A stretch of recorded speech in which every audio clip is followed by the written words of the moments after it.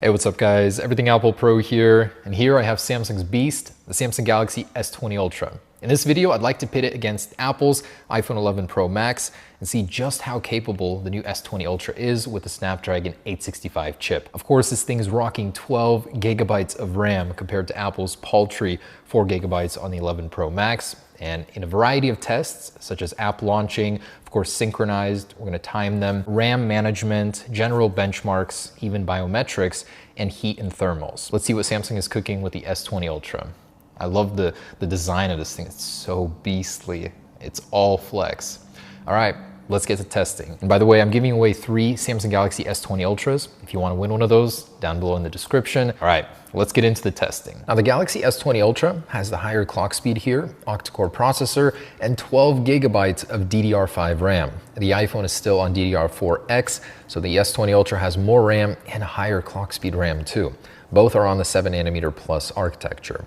Now, I'll be running this test in the 120 Hz screen mode on the S20 Ultra. After consulting Max Weinbach, he said the differences would be negligible. But let's go ahead and start with our customary synchronized speed test. So I added 4 extra applications in light of the larger display here and more RAM on the S20 Ultra. And we'll just be going through those real quick. And the image I'm loading here, this is a massive space photo. Thought it was fitting for the space zoom, and we're going to be exporting that in 100% quality and then launching some games, and both are still neck and neck at this point. And a disclaimer I say in every video, not all of these games and applications have been updated to support the S20 Ultra, so do consider that. The Snapdragon 865 is not new, but not all of these games have been optimized for the display. In fact, Asphalt 9 I had to sideload from a different source because it's not in the Play Store. But overall, everything worked properly, no issues there. The iPhone surges ahead with just one application, S20 Ultra right behind it on its coattails. But I'm pretty surprised. Just in general usage, the S20 Ultra is so fluid, all of the animations are sharp, pretty much what I expect from Samsung. And with that display, the 120 Hz, oh my goodness, I cannot tell you how amazing it is to use it. And unfortunately, you can't use that in the Quad HD mode, but there will be a software update to enable that fairly soon here, says Max Weinbach. So at this point, still neck and neck, even halfway through the test on Temple Run, already jumping into Oceanhorn, and then we're gonna be doing some entertainment, media apps, and repeating the cycle. Now we'll be testing some network-based apps too, Hulu, Amazon, Netflix, Spotify. Both of these phones do support Wi-Fi 6, and I do have a compatible router, so it's both a test of connectivity and app launching. And I wish I could do a 5G speed test in this too. Now, the iPhone does not have a 120 Hz display, and in just this test, I could tell, things aren't as smooth, but Apple does a really good job with their animations. They give an illusion of the phone being much more fluid than it actually is, but just the S20 Ultra, I never thought that the Samsungs would become more fluid than Apple's. I mean, well done here. Can't wait until this year's iPhone. As we wrap up round 1, I like to end this test with a video export. I'll be importing 4K video for an export in 1080p, so 4K 60 to 1080 60. I wanted to do 8K, but there are no video applications besides the standard one on Android that do support that format, and unfortunately it wouldn't be a fair test. So the same video, 4K 60 on both, exporting to the camera roll. This is one area the iPhone has always had a leading position in. I don't know if it's the way that the chip is built, but the export times for video have always been so much quicker. With the iPhone in the lead, it's finishing the video export test and finishes round 1 with a time of 3 minutes and 6 seconds. And we jump into round 2, where you can already tell that all of the applications have been dumped. The entire app cache is just refreshed in order to make room for that very speedy video export. Meanwhile, the S20 Ultra is exactly where it left off on pretty much every application so far, especially the games. The iPhone just dumps those. There's no need to keep those running in the background. It doesn't have the resources, the capacity. Meanwhile, the Galaxy S20 Ultra is just flexing on the iPhone. It just exported 4K 60 and kept Player Unknowns in the background, Asphalt 9 preloaded in the background. It's just crazy how much resources this phone has.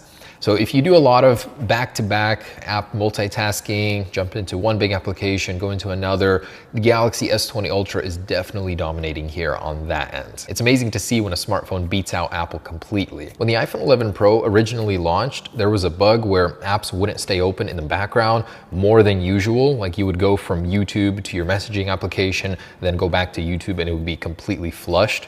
Apple fixed that, but you can't fix or download more RAM onto your phone. I mean, the problem still persists, and I think it stems from the fact that it only has 4 gigabytes of RAM on a flagship in 2020.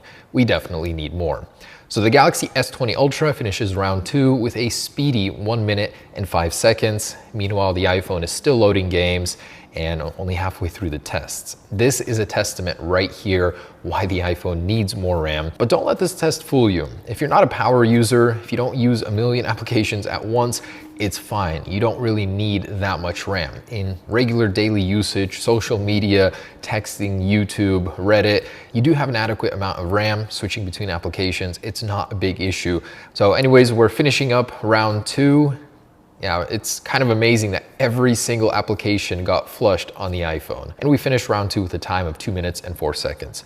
Not so bad. You know, going through all those applications, the iPhone only had a minute extra time here. Still, a formidable effort by the iPhone. And wow, what a finale. The iPhone 11 Pro Max takes the crown here, round 1. Round 2 obviously had to reload everything. It flushed the entire app switcher cache. The Galaxy S20 Ultra with its 12 gigabytes of RAM was superior there, and it really shows you why Apple needs to add more RAM on the iPhone. Apparently it's going to 6 gigabytes for 2020. But okay, so let's do some startup tests here. Android 10 versus Apple's iOS, and kind of interesting is that they changed the power down sequence. So it's volume down plus power. You have to hold those, and only then does the power down menu activate. So little sequence like Apple's. They don't like you to shut down your phone. And throughout the test, I'm quite surprised with both phones and their thermal management. You know, cool to the touch, maybe a little bit warm, but overall did handle the stress test without a problem. The iPhone too. Again, this one is swapped, but I doubt that makes a big difference. Anyways, here we go in 3, 2, 1. So starting these up at the same time. I wish I was in an area to try that. I think the closest is Spokane or Los Angeles down south, but we'll test cellular regardless. The iPhone does start up here first on iOS 13. The S20 Ultra not far behind. Okay, so with the apps cleared here, let's just launch some, get a general bearing for speed on both devices. About the same, 1, 2, about the same. Camera, 1, 2. Taking a picture will activate the night mode here. Photoshop Express, 1, 2.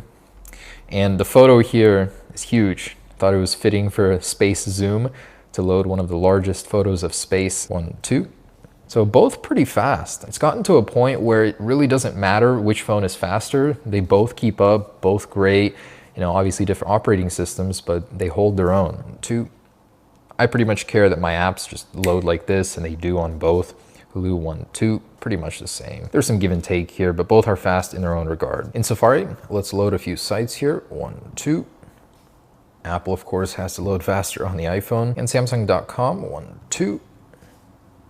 The iPhone loaded that one faster too. And browser compatibility on the S20 Ultra is superior in the HTML5 test, and my website, 1, 2. And Geekbench. So I've already run a test here, and the numbers are slightly lower. So this is Geekbench 5. The values do shift, do consider that. The Apple A13, even though these are both on 7nm plus architecture, the iPhone does take the crown here in the single core score, but multi-core score here, the Galaxy S20 Ultra is catching up fast with the Snapdragon 865. Can't wait to see the Plus variant, and I can't wait to see the Apple A14 from Apple. That's gonna be mental. And here's the Antutu benchmark, Galaxy S20 Ultra scoring the higher marks here. The cooling got a bit scorching on the S20 Ultra halfway through, so it reached around 104, 105 degrees. The iPhone 11 Pro Max in this housing swap was a little bit cooler. It ran under 100 degrees. So I'd say better thermal dissipation on the iPhone. And speed test. So I want to run this knowing fully well that it's capable of 5G. I'm not in an area for it, unfortunately, but we will be testing the Wi-Fi 6 capabilities. I do have the new Amplify Alien router. It's pretty much the same speeds over Wi-Fi 6 from the same distance from the router. So in my spotty area, the iPhone 11 Pro Max actually had better download and upload speeds. I don't know why that is. Just for you, Max Weinbach, I ran a 3D Mark test on the Slingshot Extreme. Those are the numbers I got. And biometrics. Let's test Apple's Face ID versus Samsung's Face Unlock. Of course, the Samsung has the added benefit of an in-screen fingerprint sensor by Qualcomm. Okay, 1, 2. The Face Unlock is much faster on the iPhone. Yeah, and it's safer. It's actually using 3D depth data. The Samsung takes a minute to actually even register your face, but it has the in-screen ultrasonic fingerprint sensor, which is instant. No animation, straight into your content. The hardware disappears here. Samsung's done a marvelous job, and as you can see, much faster than Apple's Face Unlock system. You can definitely see why Apple is trying to reintroduce Touch ID onto the iPhone. It's so much faster, and not replacing Face ID, but adjacent to it. One thing I did notice about the S20 Ultra is it doesn't always register your fingerprint on the first time. Sometimes it takes several scans, and I just got locked out. So hopefully with some software, they can adjust that, but it's so much faster than Face ID Unlock. No animation, Qualcomm's latest sensor, just straight into the phone. And some closing thoughts. The S20 Ultra is Ultra. It actually lives up to Samsung's branding. This thing is beastly. The 12 gigabytes of RAM really shows. The price tag obviously is more expensive here, but you're getting the absolute best Android has to offer on the Galaxy S20 Ultra. So let me know your thoughts down below. This was a very interesting test. Well done, Samsung. And don't forget, I'm giving away 3 of these. If you want a chance to win, links down below, and AirPods Pro giveaways concluding here shortly. Thanks for watching, guys. Peace.